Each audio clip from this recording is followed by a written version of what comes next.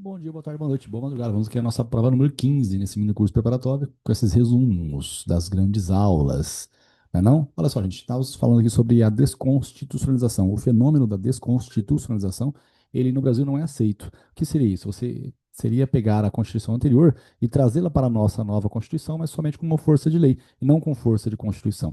Tá? Eu dei exemplo aqui do Willy Wonka, né? Ele pega lá aquele menininho simplesinho, que ganhou o concurso do chocolate, do bilhete, e pega a casa simples e coloca dentro da fantástica fábrica de chocolates. É claro que não dá para fazer isso daqui, né, mas isso aqui dá para fazer. Você pode catar a Constituição anterior e colocar aqui na nossa nova Constituição como força de lei.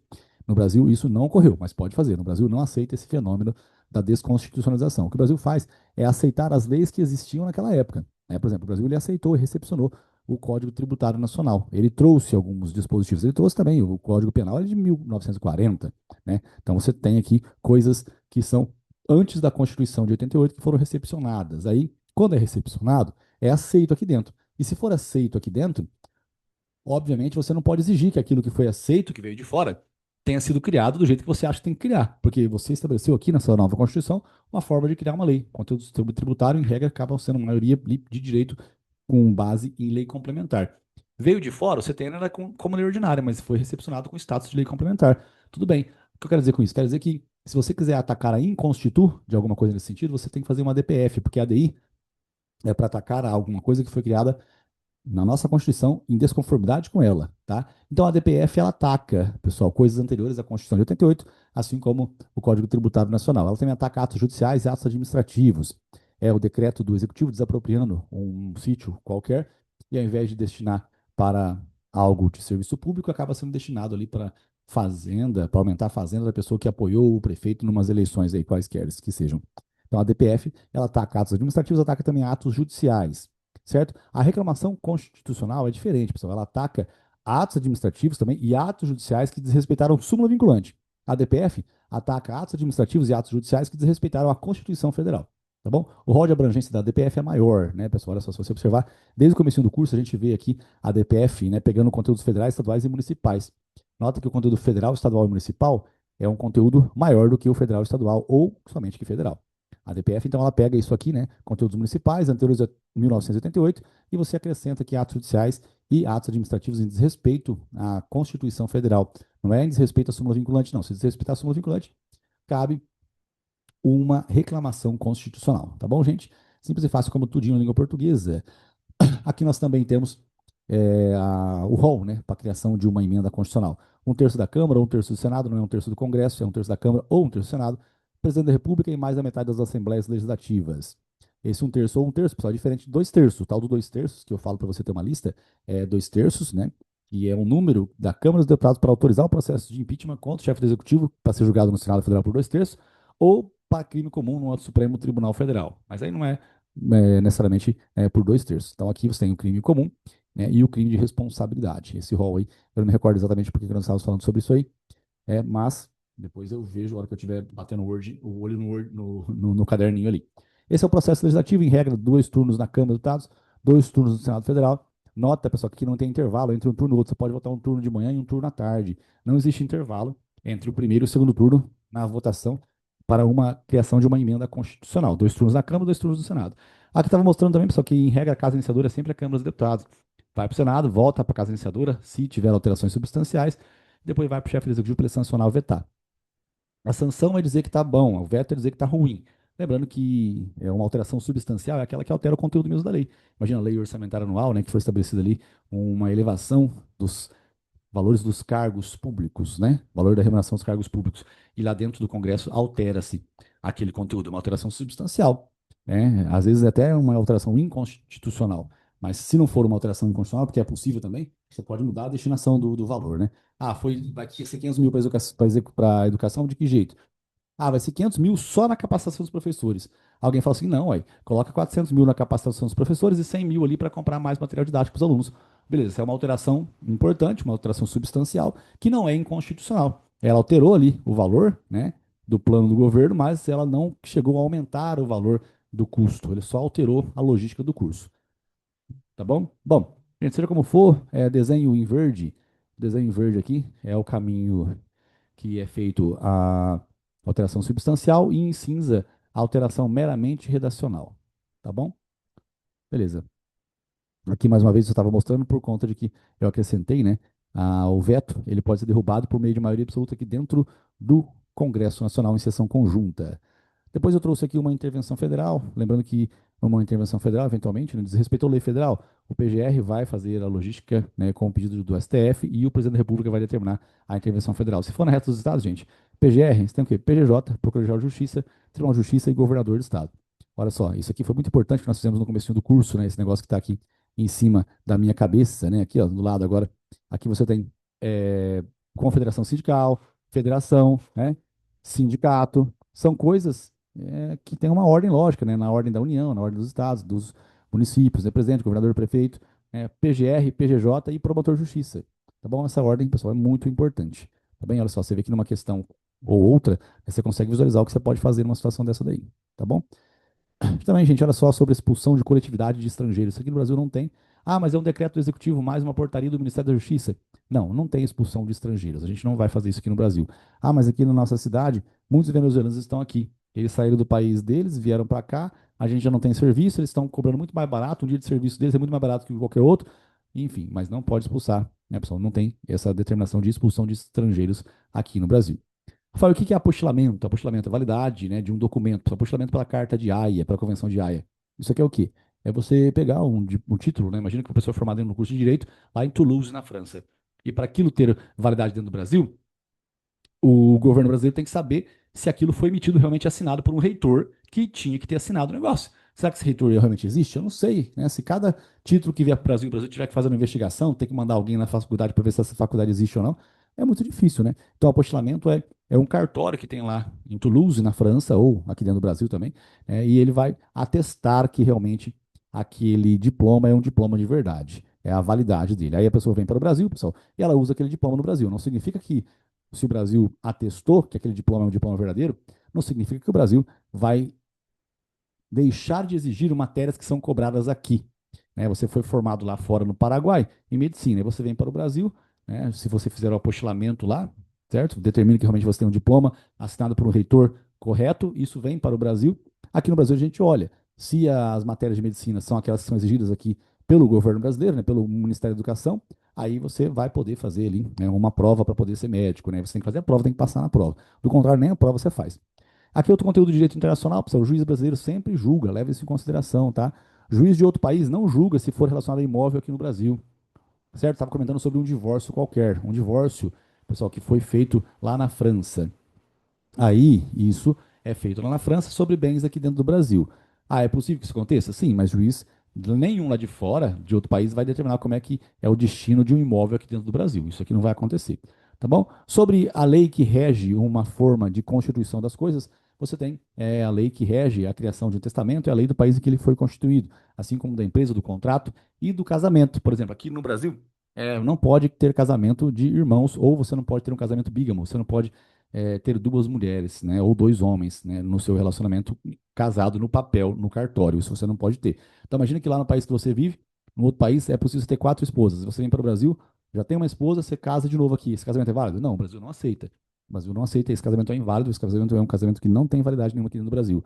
Fala, mas e se eu casar aqui um casamento aqui no Brasil e ir lá fora, eu casar lá fora, ter minha segunda esposa lá fora? Aí é lá fora que você vai ver. Aqui no Brasil você não pode ter dois casamentos. E o regime de bens? Regime de bens é o do primeiro domicílio do casal. Tá? O regime de bens, pessoal, é porque já tem o casamento, ele já existe, ele é válido, só que a forma, né, de transformação, né, do patrimônio do casal, se eles se separarem e tudo mais, acaba sendo o regime de bens um regime de bens no local do domicílio, tá bom? Bom, gente, aqui estava falando sobre uma denúncia anônima, né? Na matéria de ética não é possível, se você quiser ferrar um advogado, você tem que colocar a sua cara, mostrar, dizer quem você é. No caso de penal é possível, sim, você instalar um inquérito policial com uma denúncia anônima, desde que você justifique, né, você justifique, não, desculpa, que o delegado de polícia faça algumas investigações prévias. Isso é importante. Investigações prévias é algumas análises antes de instaurar o inquérito, antes de indiciar o suspeito. Bom, administrativo também é possível uma denúncia anônima? Sim, mas aí é necessário uma sindicância prévia para ter uma denúncia anônima. Tá bom? Beleza, gente. Sobre efeitos suspensivos, os recursos na matéria de ética, efeito suspensivo em regra ele só não acontece quando você vai ser punido por uma suspensão preventiva, eleições e falsa prova nos requisitos para você ser advogado. Então, o Tribunal de Ética e Disciplina, pessoal do local da infração, é que pune você. Só que a suspensão preventiva é aplicada pelo local da sua inscrição principal. E se a suspensão preventiva ela é preventiva, antes de terminar o processo de julgamento de ética, então, obviamente, tem que ser pelo local da inscrição principal, tá? Porque não acabou o processo ainda lá, no caso do local da infração, tá bom? Então, acaba que você tem aqui três situações: suspensão preventiva, eleições e, no caso de falsa prova, sobre os requisitos para se inscrever como advogado, como, por exemplo, você falsificar o diploma de curso de direito, né? Ou você se inscreve aqui no Brasil, né, com um diploma lá que não passou pelo apostilamento, né, da Convenção de Haia. Você vem para o Brasil, você se formou em Direito em Portugal, vem para o Brasil, passa na prova do OAB aqui, só que depois descobrem que a faculdade que você fez ela nem existe lá em Portugal. E aí? Aí eles vão fazer o quê? Exclusão, né, de você como advogado. Você não vai poder mais ser advogado. E o que você faz com isso? Não posso ser advogado? Fala, não, não pode ser advogado. Mas eles vão excluir você. E aí você tem direito de recorrer. Sim, contraditório para defesa. Você recorre, só que independentemente de você recorrer ou não, pessoal, o primeiro momento ali é que você vai deixar de ser advogado, tá? Aí depois você vai verificar se realmente você é ou não formado em direito. Tá bom, gente? Sobre não pagar tributo, imunidade, isenção, alíquota zero, imunidade prevista na Constituição Federal, isenção prevista em lei, alíquota zero, mero decreto rapidinho ali para alterar alíquotas do imposto de importação ou do imposto de exportação, né? Automaticamente do imposto de operações financeiras também. O IPI não, o IPI ele pode ser por ato do executivo, mas ele tem que respeitar pelo menos 90 dias. É, é isso mesmo, né? É isso, pelo menos 90 dias. Bom, aí nós temos alguns nomes, né? A isenção, pessoal, para você não pagar tributo, a anistia para você não pagar multa. E a remissão, para você não pagar nem tributo nem multa. E aí, o que significa isso? Significa que a isenção e a anistia é antes do lançamento tributário. A remissão é depois do lançamento tributário. Tá bem? Um é antes, outro é depois. Vamos lá. Impostos, pessoal. Impostos não tem destinação específica, não. Eles vão entrar no plano de governo, plano plurianual, LDO, lei orçamentária anual, tá? O estudo, muito embora o imposto não tenha destinação específica, pelo menos a parte de estudo, né, pessoal? A parte do estudo e de saúde tem que ter, sim, um mínimo destinado a essas situações para fins, né, de preservar, né, a elevação do Estado. Tá bom? Repartição de receitas é uma coisa naturalmente que existe também. Aqui você observar, você tem aqui, aqui, né? Aqui, Rafael, aqui. Você tem aqui o IPVA, 50% do valor do IPVA fica com o Estado, 50% fica no município no qual o carro está licenciado. O licenciamento é aquele lugar que você leva o carro e eles falam que está tudo certo com o teu carro. Esse é o lugar que você licenciou o carro. O ITR, 50% também com a União, 50% com o município.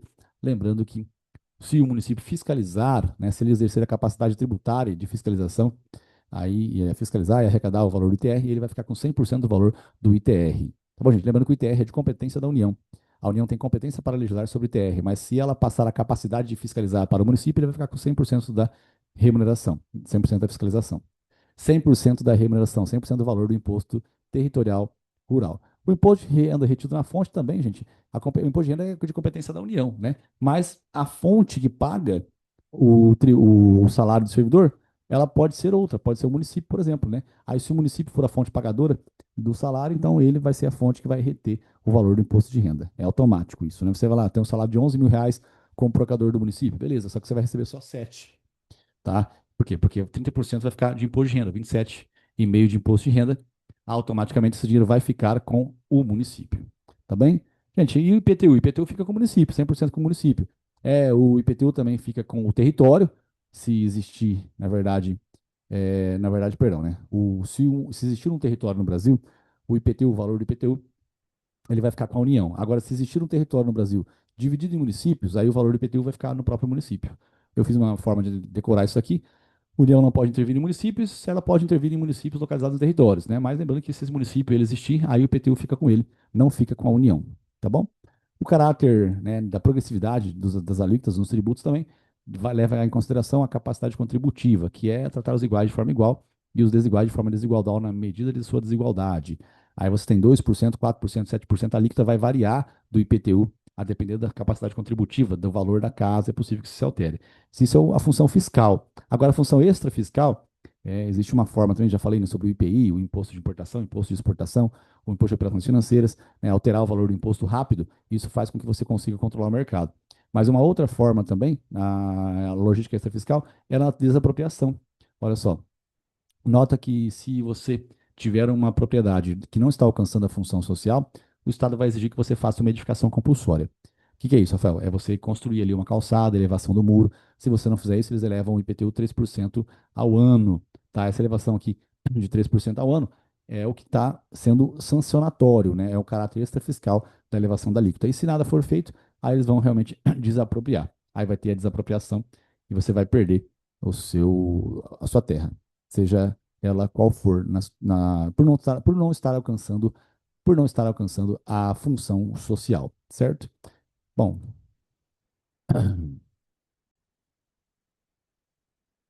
nesse desenho aqui, nós estamos vendo a linha do tempo, né, da criação de um tributo. E aí você começa ali com a hipótese de incidência, com o fato que gera obrigação tributária, com a obrigação tributária. Aí o prazo de 5 anos para o lançamento tributário, é importante que esse prazo decadenciário comece a contar no primeiro dia útil do ano subsequente. Se você comprar um carro esse ano, né, e não lançar o tributo, né, vai ser o quê? Contado o prazo decadencial de 5 anos a partir do ano que vem, no primeiro dia útil do ano que vem. Certo? Depois que se constituir o crédito tributário, pessoal, você paga, né, a extinção do crédito tributário, o pagamento ele é feito por dinheiro, né, várias formas de extinção, inclusive por compensação, previsão legal, né, autorização da lei para você compensar um precatório ali com uma tributação que você está devendo, tá? Lembrando também que você pode suspender a exigibilidade do crédito tributário, a tulipa demora, certo? Você pode fazer um recurso administrativo, uma moratória, a lei autoriza também a moratória, né, que é você alterar a data do pagamento, olha só, lei autorizativa, lei autoriza encampação, lei autoriza o patrocínio acima de 70% nas parcerias público-privado, lei autoriza enfim, a compensação tributária, autoriza a moratória, é a lei autorizativa. Gente, se nada der certo, realmente vai constituir-se definitivamente o crédito tributário e a partir daqui conta 5 anos, prazo prescricional para você ter que pagar o tributo em si. Então, mais uma vez, já vimos isso em outras oportunidades, mas só estava reiterando. Então, a lei autoriza também decreto de remissão. O que que é a remissão, pessoal? Já vimos, né? A remissão ela cuida tanto da multa quanto do tributo, né? Então, a anistia cuida só da multa, a isenção cuida só do tributo. Agora, depois que lançou, aí você tem ali o período, né? Que é o período para também pagar. Se a pessoa não pagar, ela vai ter multa, ela vai ter, além da multa, ela vai ter, enfim, próprio tributo, o próprio tributo em si, tá bom? Então a lei autoriza decreto de remissão, certo? E aí a remissão é aquele mero decreto do executivo, mas porque teve uma lei autorizando tal situação. Tá? Também ó, nós temos a moratória, a dilação do prazo, tá bom? Isso aqui, ó, também é essa alteração, assim, né? Prorrogação do prazo também é uma lei que autoriza. Tá? Desapropriação indireta, pessoal, quando você tem ali a sua propriedade que você não está conseguindo usar, porque ela foi esbulhada completamente pelo poder público. O poder público pegou o seu lote que você tinha para jogar um basquete e começa a colocar carro da prefeitura lá, começa a colocar carro do corpo de bombeiros. Você não tem direito de recuperar aquela propriedade, você não tem direito de pegar para si. Você pode entrar com uma ação pedindo indenização para pegar seu dinheiro, porque aquele lote vale dinheiro, então você quer aquilo para si, tá bem? Rafael, mas e se eles colocavam lá carros do corpo de bombeiro e eles alteraram para carro da Santa Casa de Misericórdia?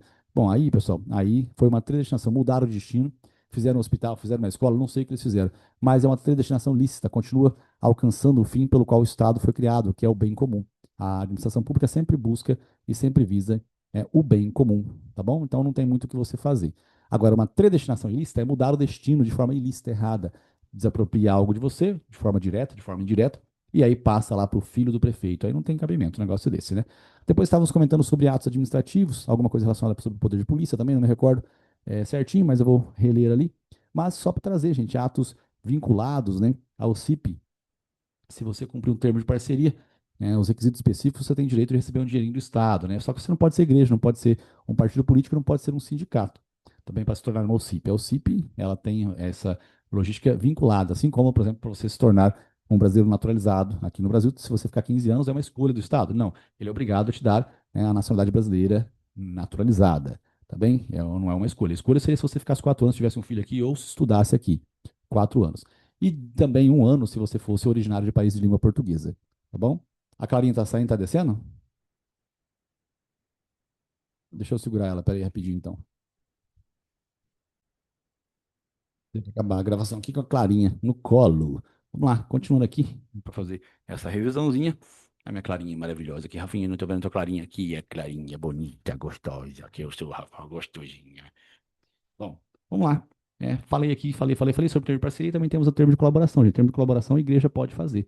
Só que o que seria um termo de colaboração? Então, é um termo que não é de parceria, é de colaboração. Aí a igreja também vai ganhar dinheiro do Estado. Mas isso aqui é exceção, né, gente? Porque o correto é um termo de parceria, tá bom? Não é, só que a igreja não pode fazer. Só que, reiterando, então, olha só, a lei autorizativa, a lei autoriza patrocínio, né, das parcerias público-privadas, que é um tipo de concessão. Você tem concessão simples, que é para limpar uma escola ou para ser segurança do fórum. Você tem concessão precisa de obra pública, que era para fazer o metrô. Depois o cara ele é remunerado, né? As concessionárias são remuneradas pelas tarifas, tá, dos usuários. E também ela vai comprar lotes ali ao redor, vai fazer shopping center, faculdade, vai ganhar muito dinheiro quem constrói, né, o metrô. Precisa de obra pública. Temos também as administrativas e a patrocinada. A patrocinada é essa que eu estou falando aí. Quem paga é o usuário, que vai pagar, só que a lei autoriza o patrocínio se for acima de 70%. Por que que existe patrocínio? O patrocínio existe, gente, porque o patrocínio existe porque não tem, às vezes aquele setor não vai dar tanta remuneração para o dono da concessionária. Então, acaba não, para não dar uma licitação deserta, eles acabam autorizando o patrocínio, o Estado ajuda, além da tarifa paga pelo usuário, tem o Estado também pagando ali, patrocinando, né? Mas 70% é bastante, né? Depois eu falei sobre a sindicância e o PAD. Sindicância 30 mais 30. O que é isso, Rafael? É o período, o prazo para durar uma sindicância. Só que isso aqui, pessoal, não significa que esse prazo ele vai que ele vai anular o processo de ética. Ou processo de ética não. Ah, que buchi, Rafael, você está atrapalhando a tua aula. Eu sei, tá atrapalhando minha aula, mas não era para estar atrapalhando. Não era. Não era para estar atrapalhando. Ai, ai. O patrocínio, olha, não tem nada de patrocínio aqui. A sindicância é um processo, né, que tem para advertência, para suspensão até 30 dias, né? É isso aqui que tem. Só que esse prazo, se ele não for respeitado, gente, isso não causa nulidade, porque é um prazo peremptório. No PAD é 60 mais 60, né? Outro tipo de prazo. Tá bem? Isso aqui é o prazo para duração do procedimento, não é prazo de suspensão, não. Por coincidência, a suspensão é até 30 dias. Olha só, nem tinha pensado nessa analogia, né? Até 30 dias, 30 mais 30 e a suspensão é até 30 dias. No PAD, a suspensão pode ser de até 90 dias, né? Mas é acima de 30, só que o prazo aqui em cima não é de 90, é de 60 mais 60. Igual o prazo lá da medida provisória 60 mais 60. O prazo de validade dela, não é o prazo de votação, não. O prazo de votação dentro do Congresso é até 45 dias, né? Agora a validade dela é 60 mais 60. Bom, então aqui as punições de emissão, cassação de aposentadoria, disponibilidade, né? No caso de administrativo, duas advertências geram uma suspensão. Delegar funções sem previsão legal também vai levar à suspensão. E não submeter-se, né, a exame médico também leva à suspensão. Tá bom? Eu falei que fiz uma comparação com ética. Ética, duas suspensões levam a uma suspensão também. Desculpa, duas censuras levam a uma suspensão. Mas a primeira censura, se for ver mesmo, ela fica anotada num livro específico para você não ter outros benefícios no futuro. Tá? Aqui estava fazendo uma comparação de sindicâncias, não tem necessidade de ser uma sindicância prévia ao PAD, tá? Mas um PAD, mas eventualmente, se tiver uma denúncia anônima, tem que ter tido uma sindicância anterior, ela é essencial. E a mesma coisa, não existe necessidade de ter um advogado no PAD, a não ser que esse PAD vai embasar uma ação penal. Aí o PAD tem que ter, sim, advogado. Tá bom, gente? Essa logística é muito importante. Beleza? Deixa eu ver se ficou faltando alguma coisa para eu fazer o comentamento. Denúncia anônima, em ética falei sobre a renúncia independente justificativa, acabei não comentando nem ontem, né? Mas a gente sabe, né? Renunciar é porque você não quer mais jogar para o seu cliente. Conselheiro Federal, na direita voz e voto, antes de 1994, na época da Copa do Mundo, que o Roberto Barros estava errando pênalti, antes de 94, os ex-presidentes na casa dele têm direito a voz e voto. Lembrando que o presidente do Conselho Federal, a casa dele é o Conselho Federal, não é o Conselho Seccional. Se ele visitar o Conselho Seccional, antes de 94, o presidente foi muito antigo, ele não tem direito de votar, só de falar, tá bom? Só direito a voz. Recurso, efeito suspensivo, as exceções eu comentei aqui com vocês sobre prescrição intercorrente 3 anos. Tá? Bom, maravilha. Apostilamento comentei. Ética falei sobre não, falando da recepção, decisão, quem tem legitimidade, intervenção comentei, né? Falamos sobre isso aqui tudinho e fechou, gente. Isso aí. Anistia, isenção, falou tudo. Então essa aí, esse é o conteúdo da mini aula, essa prova número 15, pessoal, tá? Espero que você esteja fazendo certinho aí. Vamos lá, vamos colocar em dia isso aqui. Vamos lá. Foco, força e fé. E a nossa Clarinha linda aqui, maravilhosa. Deixa eu pegar a cor, que eu vou cortar aqui, ó. Aqui, Rafinha, que você quer ser bonitona. Rafa, eu pareço uma vira-latinha linda. É, mas é minha vira-latinha linda. Ela é filha de Monster mesmo? Você acredita, gente? Ela é filha de Monster. Os dois são Monster puríssimo, né? Às vezes tem algum ancestral deles que não é, né? E aí, o gene dela ficou de Red News, mas Red News já tá pra caramba também. Ah, que você canita gostosa que eu sou, Ravanha. É, da hora, meus nenê. Vamos que vamos, gente.